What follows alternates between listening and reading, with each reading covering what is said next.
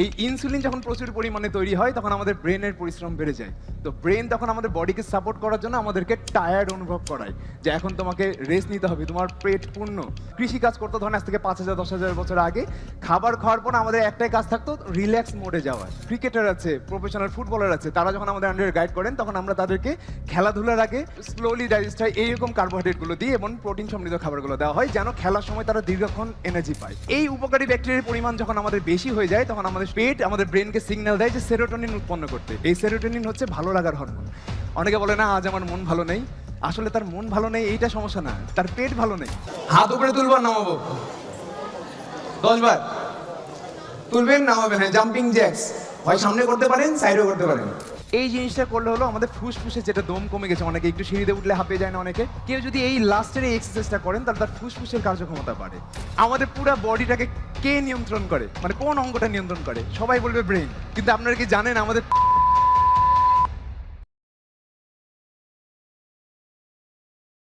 ISA certified fitness coach and nutritionist and founder of fitlifebd.com Abu Sufian তাজকে জোরে একটা করতালি হয়ে যাক। থ্যাংক ইউ সো মাচ আপু। Thank you so much. না, আপনাকে দেখেও বোঝা যাচ্ছে যে আপনি একটু স্বাস্থ্য সচেতন হয়েছেন, কারণ আমি আগের ভিডিওজ আপনার দেখেছি, তার থেকে অনেক ইয়াং লাগছে। তো কংগ্রাচুলেশনস। Thank you. কারা কারা আছেন ওনার মতো কিছু একটা ট্রাই করছেন ফিটনেসের জন্য, যে কোনো কিছু, হাঁটা বা খাবারে কন্ট্রোল করা? একজন, দুইজন, তিনজন আছে? আছে, অনেকেই আছে, অনেকে হয়তো বা পেছনে আছে। তো শুরু করেছেন তো অনেকেই। কারা কারা দেখেছেন কন্টেন্ট একটা হলেও আমাদের? বাহ, অনেকজন, এক্সপেক্ট করিনি। যাক, তো আজকে আমি যেটা শেখাবো আপনাদেরকে সেটা হচ্ছে কিভাবে আমরা আমাদের মাইন্ড অ্যাক্টিভ রাখতে পারি। যেহেতু প্রত্যেকে অনেকে স্টুডেন্ট আছেন এখানে, কেউ কেউ আছেন প্রফেশনাল ক্যারিয়ারে পৌঁছে গেছেন এখন। তো আমরা কি হয়, খাবার খাওয়ার পর সব থেকে বেশি টায়ার্ড ফিল করি না? কারা কারা ফিল করছেন, একটু টায়ার্ড ফিল করছেন? সকালে যে এনার্জিটা ছিল ওই রকম এনার্জি কার কার আছে এখন? খুব কম মানুষের, খুব কম।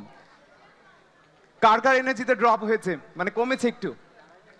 মোটামুটি অলমোস্ট সবার। তো সেটাই আমরা শিখবো, অ্যাকচুয়ালি সায়েন্টিফিক এক্সপ্লেনেশন দিয়েই শিখবো। যেহেতু আমার ভিডিওস যারা দেখেছেন তারা সবাই জানেন যে আমি প্রত্যেকটা কন্টেন্টে মানুষকে বোঝানোর চেষ্টা করি যে কোন জিনিসটা আমাদের বডিতে কিভাবে কাজ করে। তো সেটা আজকে আমরা দেখাবো। তো আশা করি এটা অনেক বেশি লেন্দি প্রসেস হবে না, হয়তো বা 20 মিনিট সর্বোচ্চ, কিন্তু আমি চেষ্টা করবো সম্পূর্ণ ইনফরমেশন দেওয়ার এবং ক্ল্যারিটি দেওয়ার আপনাদের, যে কিভাবে আপনারা আসলে কি এনার্জেটিক ফিল করবেন।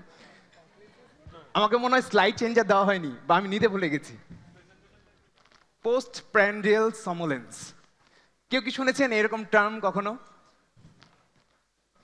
এটা একটা ন্যাচারাল ফিলিং যখন আমরা খাবার খাই তারপর টায়ার্ড অনুভব করা।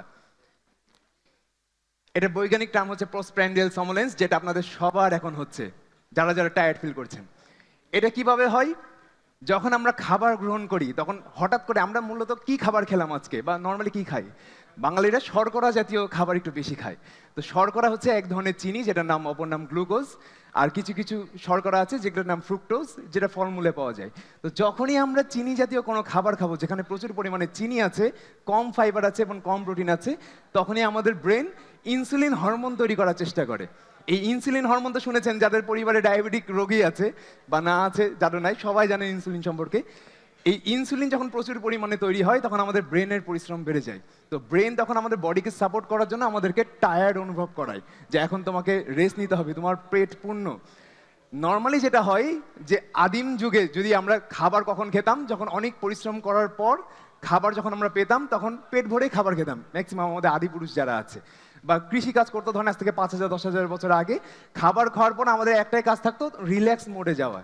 তো আমাদের ব্রেন ওই সিস্টেমটা এখনো চালু রেখেছে। প্রবলেম যেটা হচ্ছে যে আমরা এখন খাবার খাওয়ার আগে তো ওই পরিশ্রমটা করছি না, কিন্তু খাবার খাওয়ার পর আমাদের ঠিকই টায়ার্ড ফিলটা হয়। তো এই টাইমটা হচ্ছে পোস্ট প্র্যান্ডিয়াল সমোলেন্স। পরবর্তীতে আরো জানবেন আপনারা কিভাবে কাজ করে। এটার সলিউশন হচ্ছে খাবার খাওয়ার আগে 15 থেকে 20 মিনিট, 15 থেকে 20 মিনিট আগে খাবার খাওয়ার আগে পানি পান করতে হবে পর্যাপ্ত পরিমাণে।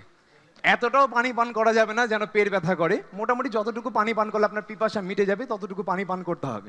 কেউ করেছেন নাকি আজকে পানি পান করেছেন?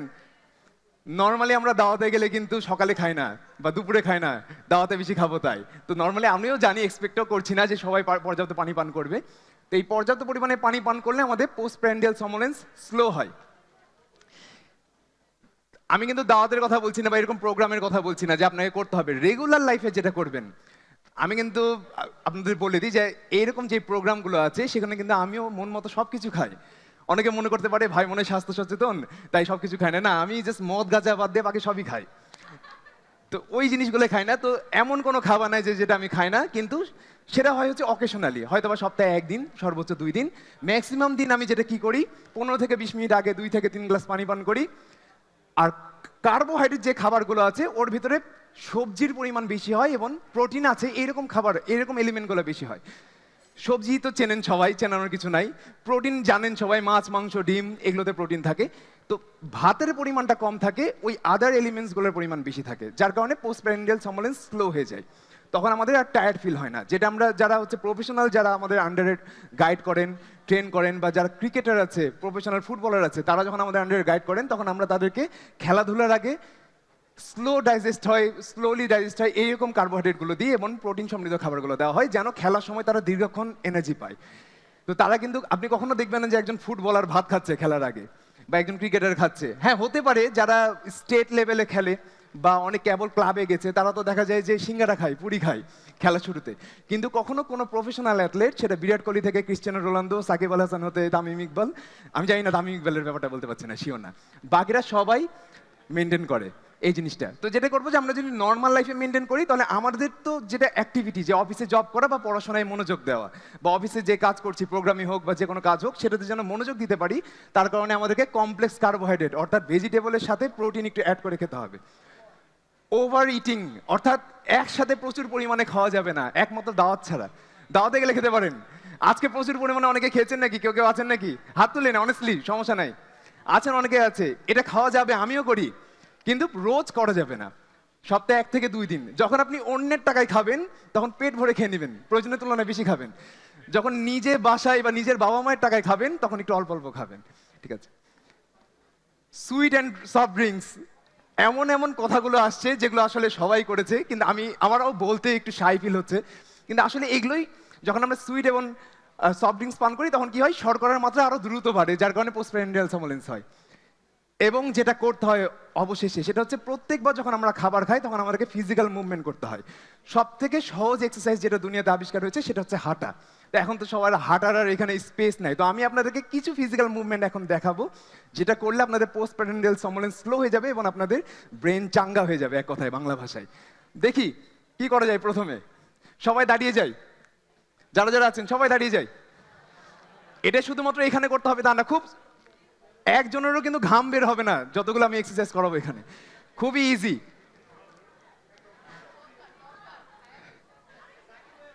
দেখেন, সিম্পলি সোজা দাঁড়াবেন, যদি সামনে চেয়ার থাকে চেয়ারের পেছনে চলে যান, সবাই চেয়ারের পেছনে চলে যান,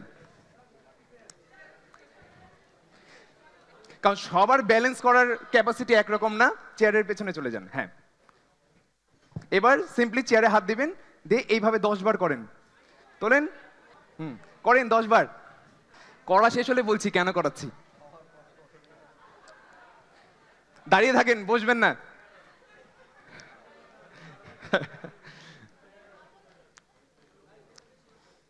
আমাদের প্রত্যেকের কাপ মাসল আছে না, এটাকে কিন্তু কাপ মাসল বলে। হ্যাঁ, এর ভিতরে একটা ছোট্ট অংশ আছে যেটা সোলাস মাসল বলে।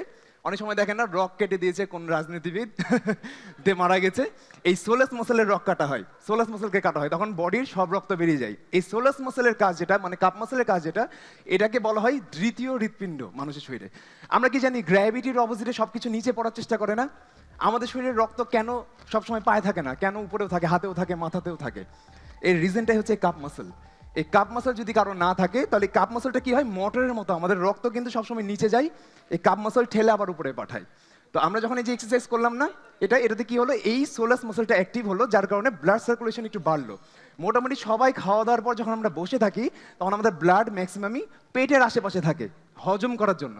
তো নিউট্রিশনগুলো পেটের আশেপাশে জমা হয়, অর্থাৎ নিউট্রিশন আপনি যদি প্রয়োজনের তুলনায় বেশি খেয়ে নেন তখন সেটা কিডনি এবং লিভারের পাশে চর্বি হিসেবে জমে।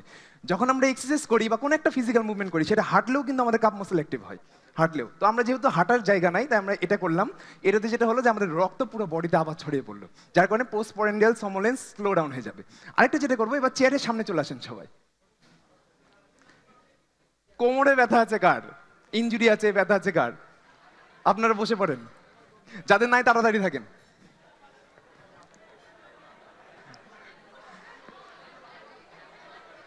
কোমরে ব্যথা আছে কিন্তু চেয়ারে বসতে পারেন, উঠতে পারেন, কে কে আছেন? আবার দাঁড়িয়ে যান।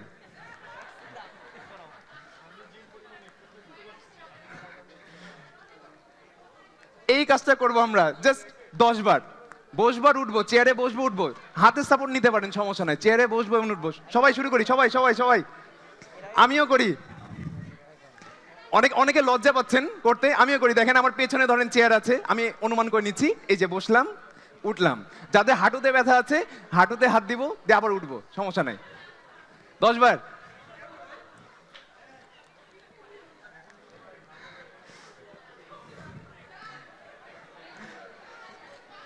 হয়ে গেলে বসে যাই সবাই, আর দাঁড়িয়ে দাঁড়িয়ে পরিশ্রম করাবো না।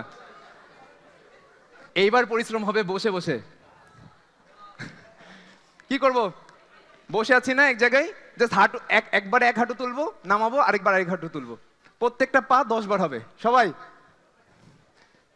খুব তাড়াতাড়ি শেষ হয়ে যাবে। আমি দেখাবো যে এগুলো করার কারণে আপনার কি হচ্ছে, সেটা আমি একটু পরে দেখাবো। আগে শুরু করেন সবাই।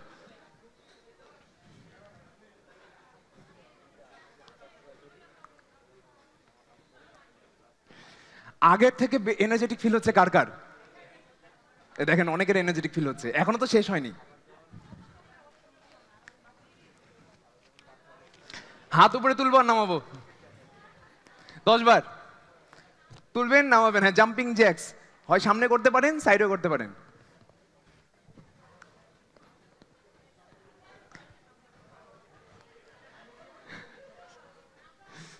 ওকে ওকে, ডান।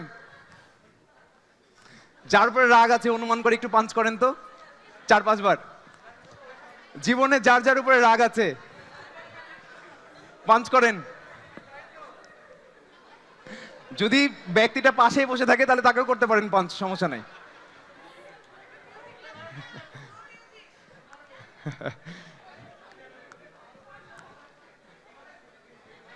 আচ্ছা, এবার সবাই শান্ত হয়ে যাব, শেষ। আর কিছু করা লাগবে না, শেষ। এবার আমরা একটু শ্বাস নিব ভালো মতো। সবাই সাইলেন্ট, একদম পুরোপুরি দম নিয়ে যতটা নেওয়া যায়, যতটাই অক্সিজেন ভেতরে ভরা যায় ঢোকান, তারপরে ছাড়েন। এখন দেখেন যে এই বাকিগুলো যেগুলো করলাম এইটা বাদ দিয়ে সবকিছু এই ব্লাডের মুভমেন্টের জন্যই। পুরো বডিতে ব্লাড সার্কুলেশন বাড়লো, আমাদের এমনকি ব্রেনেও ব্লাড সার্কুলেশন বেড়েছে। এই জিনিসটা করলে হলো আমাদের ফুসফুসে যেটা দম কমে গেছে, অনেকে একটু সিঁড়িতে উঠলে হাঁপিয়ে যায় না, অনেকে আছে তো 4-5 তলা উঠলে হাঁপিয়ে যায়, কেউ যদি এই লাস্টের এই এক্সারসাইজটা করেন তাহলে তার ফুসফুসের কার্যক্ষমতা বাড়ে।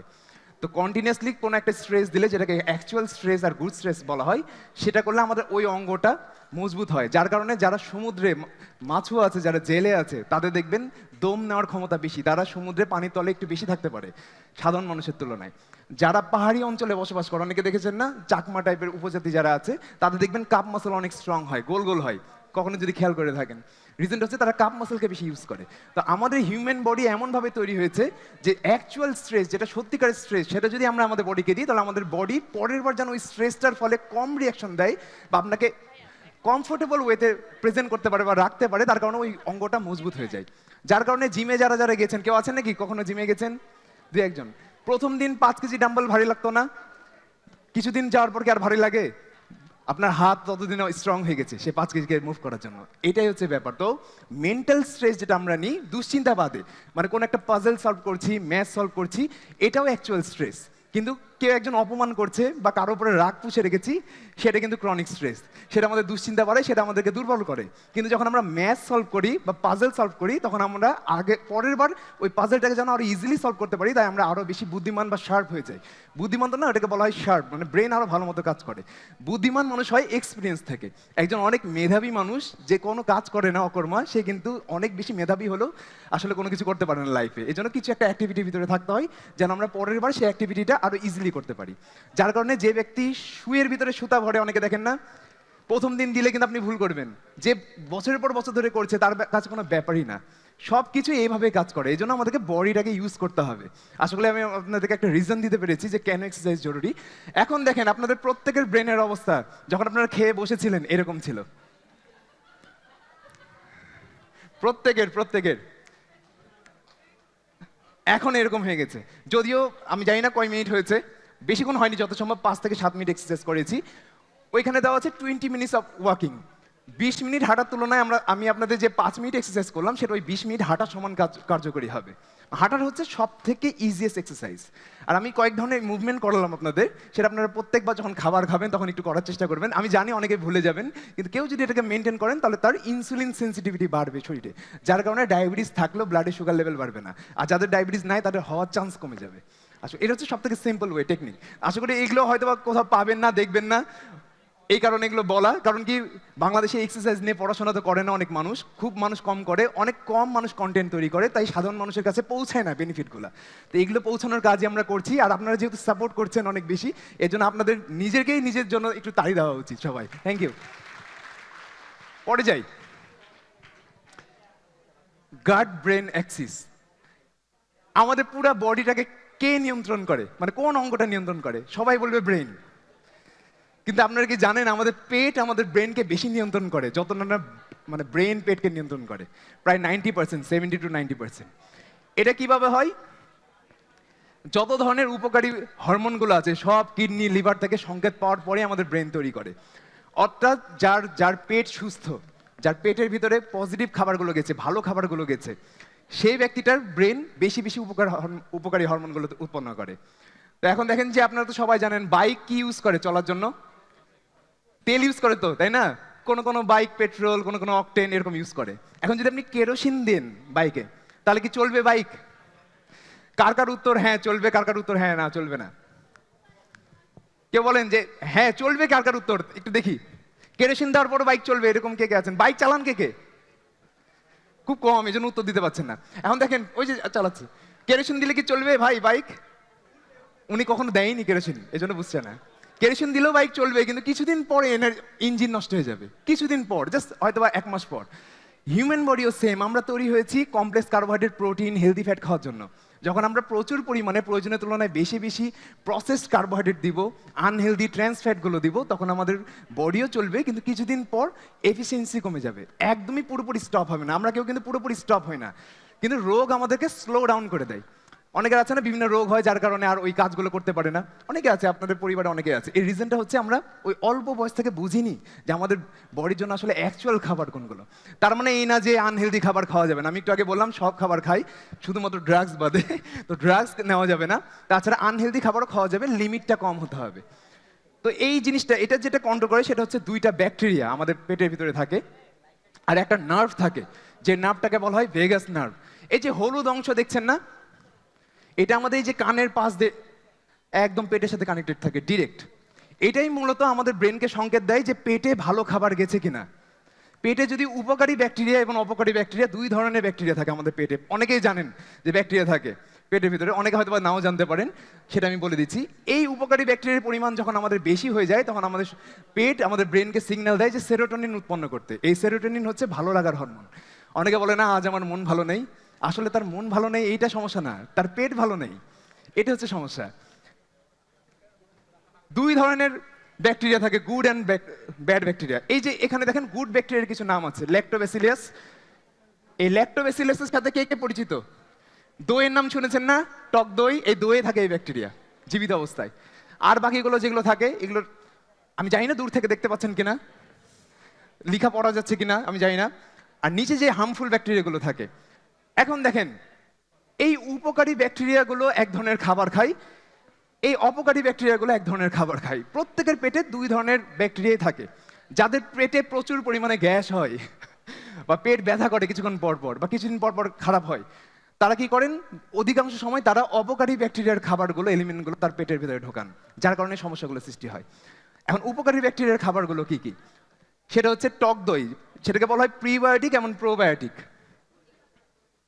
প্রোবায়োটিক হচ্ছে যেসব খাবার জীবিত অবস্থায় আমাদের উপকারী ব্যাকটেরিয়া উপস্থিত থাকে, যেমন সব থেকে গুরুত্বপূর্ণ যেটা সব থেকে বেশি জীবিত ব্যাকটেরিয়া উপস্থিত থাকে সেটা হচ্ছে ইয়োগার্ট। প্রতি 100 ml প্রায় 100 কোটির কাছাকাছি জীবিত ব্যাকটেরিয়া উপস্থিত থাকে, তাও টক দই। মিষ্টি দই একটু কম থাকে, যেটা অনেক বেশি প্রসেস করা সেখানে আরো কম থাকে, কিন্তু টক দই সব থেকে বেশি থাকে। এবং এই ব্যাকটেরিয়াগুলো যেই সব খাবার খেয়ে বেঁচে থাকে সেটা হচ্ছে এই সব প্রিবায়োটিক্স। কাঁচা কলা তার ভিতরে সব থেকে, ব্যানানা যেখানে দিয়েছে কিন্তু কাঁচা কলাতে সব থেকে বেশি রেজিস্ট্যান্স স্টার্চ থাকে। এই রেজিস্ট্যান্স স্টার্চ হচ্ছে এক ধরনের খাবার যেটা আমাদের পেট হজম করতে পারে না, কিন্তু আমাদের পেটের ভিতরে যে ব্যাকটেরিয়া আছে সেগুলো আবার খুব মজা করে খায়, মানে গুড ব্যাকটেরিয়াগুলো। তো গুড ব্যাকটেরিয়াগুলো রেজিস্ট্যান্স স্টার্চ আবার সহ্য করতে পারে না, মানে সরি ব্যাড ব্যাকটেরিয়াগুলো রেজিস্ট্যান্স স্টার্চ সহ্য করতে পারে না, যার কারণে যখন আপনি এই সব খাবারগুলো খাবেন তখন পেটের ব্যাড যে ব্যাকটেরিয়াগুলো আছে, খারাপ যে ব্যাকটেরিয়াগুলো আছে সেগুলো কমতে শুরু করবে এবং গুড ব্যাকটেরিয়াগুলো বাড়তে শুরু করবে। তো আমাদের যেটা ডেইলি ফুড, মানে হেলদি ফুড লাইফস্টাইল বা হেলদি যে লাইফস্টাইলটা আছে বা ফুড হ্যাবিট আছে, তার ভিতরে আমরা এই সব খাবারগুলোকে অ্যাড করব। এগুলো খেলে পেটের ভিতরে গুড ব্যাকটেরিয়া বেড়ে যাবে, এগুলো খেলে গুড ব্যাকটেরিয়াগুলো জীবিত থাকবে। মানে শুধু তো বাড়ালেই হবে না, তাই না? যেমন আমরা কি সন্তান জন্ম দিয়েছেন, তো অনেকে আছে এখানে সামনে বসে আছেন অনেকে, শুধু কি জন্ম দিয়ে কাছে এসে যায় বাবা, নাকি তাকে পালন পোষণ করতে হয়? তো পেটের ভিতরে যে গুড ব্যাকটেরিয়াগুলো আছে সেগুলো কিন্তু এক ধরনের সন্তানের মতোই আমাদের, তাদেরকে তারা যেটা চায় সেটা দিতে হবে। আশা করি বুঝতে পেরেছেন। অ্যাসিটাইলকোলিন, কে কে আছেন এখানে পরীক্ষার আগে হরলিক্স পান করেছেন জীবনে একবার? আমি করেছি, কিন্তু আমি করেছি, অনেস্টলি বলছি। হরলিক্স পান করতেন কে কে পরীক্ষার আগে, গুরুত্বপূর্ণ এক্সামের আগে? আমি জানি না, এই ভিডিওতে হরলিক্সটা মিউট করে দিব, নাহলে কোম্পানি আবার কেস করে দিবে আমার নামে। আসল সত্যি হচ্ছে এই অ্যাসিটাইলকোলিন এক ধরনের নিউরোট্রান্সমিটার। এই নিউরোট্রান্সমিটারের কাজ হলো আমাদের মস্তিষ্ক, হিপোক্যাম্পাস নামে একটা অংশ আছে মস্তিষ্কের, সেটাকে অ্যাক্টিভ রাখা। মানে আমরা যখন কোনো কিছু পড়ি না তখন মনে রাখতে পারি, তো মনে রাখা দরকার হয়তো। দেখবেন দুনিয়াতে সব কিছু পড়া কিন্তু আমাদের মনে থাকে না, পরীক্ষার পরে আমরা ভুলে যাই, তাই না? কিছু কিছু জিনিস মনে মনে থাকে, খুব খুব সামান্য জিনিসগুলো, যেগুলো আসলে সত্যিকারের জীবনে আমাদের কাজে লেগেছে, এরকম জিনিস মনে থাকে। তো ধরেন আমার কিছু কিছু সাবজেক্ট আছে বা পড়াশোনা আছে যেটা আমার দীর্ঘদিন মনে রাখার দরকারও নাই, জাস্ট পরীক্ষার খাতাতে লিখতে পারলেই হলো, যদি আমি না বুঝে থাকি। যারা পাস করার জন্য বা ভালো মার্কসের জন্য পড়াশোনা করেন, যারা লাইফে চেঞ্জেস আনার জন্য পড়াশোনা করেন, তাদের আবার অনেক কিছুই মনে থাকে কিন্তু তাদের মার্কস কম আসে, কারণ তারা যেগুলো গুরুত্বপূর্ণ না সেগুলো আবার মনে রাখতে পারে না। তো এটা হচ্ছে সমস্যা। কিন্তু ছোট বাচ্চা যারা যারা কেবল পড়াশোনা শিখছে, তাদেরকে তো সব কিছুই আয়ত্ত করতে হয়, তাদের তো লাইফের গোল তখনও সেট হয়নি। তখন যদি অ্যাসিটাইলকোলিন কেমিক্যালের রেজিস্ট্যান্স নষ্ট হয়ে যায় তাদের শরীরে, তখন তারা পড়াশোনা মনে রাখতে পারবে না বেশিক্ষণ। আর এটা নষ্ট হয় হচ্ছে যত ধরনের ড্রিঙ্কস আছে, সুগারি ড্রিঙ্কস, সেটা হরলিক্স হোক, বর্নভিটা হোক, বা তাদেরকে অনেক আছে না যে সুগার মিশিয়ে চা পান করানো হয়, এই সব কিছুতেই আমাদের অ্যাসিটাইলকোলিন যে কেমিক্যাল আছে নিউরোট্রান্সমিটার, এটা সেন্সিটিভিটি নষ্ট হয়। অর্থাৎ প্রথম দিন যে ব্যক্তি অনেক দিন পর হঠাৎ করে চিনি খেলো, তার অনেক চাঙ্গা লাগবে, অনেক ভালো লাগবে, যেটা দেখবেন প্রফেশনাল অ্যাথলেটরা করে।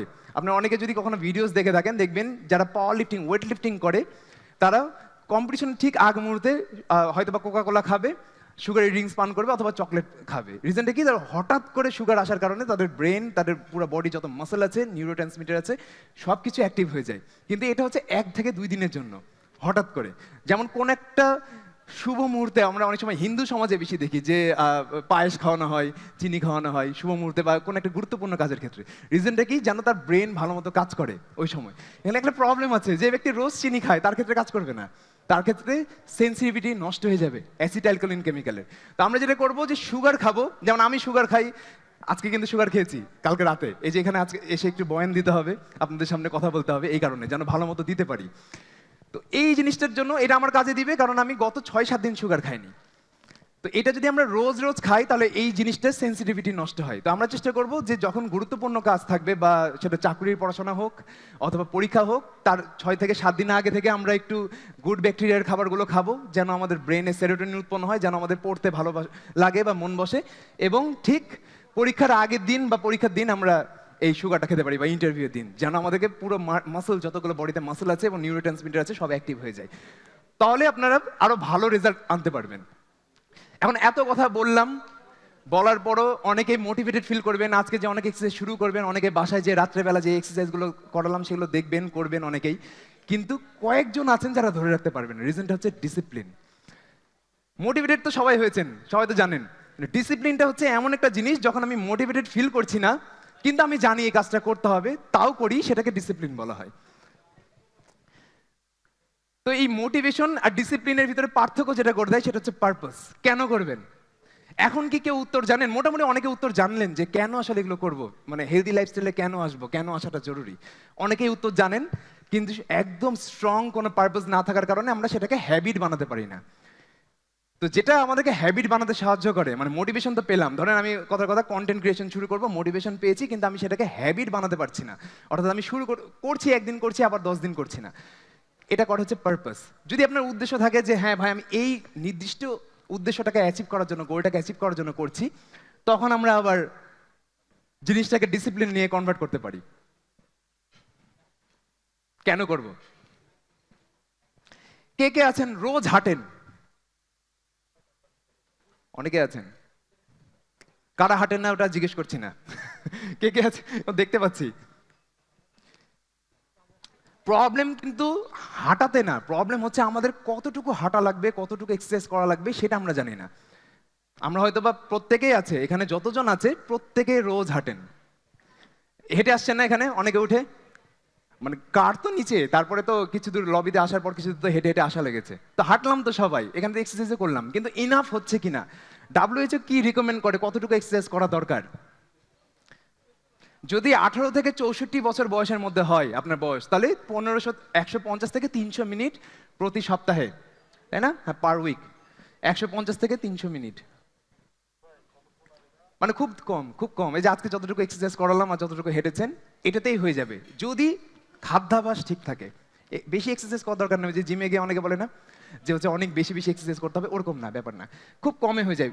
ছোট বাচ্চাদের একটু বেশি লাগে, কারণ ছোট বাচ্চাদের গ্রোথ হরমোন বুস্ট হয়, তো ছোট বাচ্চারা যখন ফিজিক্যাল অ্যাক্টিভিটির ভিতরে বেশি থাকে তখন তাদের গ্রোথ হরমোন আরো বেশি বেশি বুস্ট হয়, যার কারণে তাদের হাড্ডি, মাংসপিণ্ড এগুলো সব মজবুত হতে শুরু করে। এবং যারা বয়স্ক আছেন তাদের ওই অ্যাডাল্টের মতোই এক্সারসাইজ করতে হয়। কিন্তু এই সব এক্সারসাইজ যদি আমরা না করি, তাহলে যেটা হয়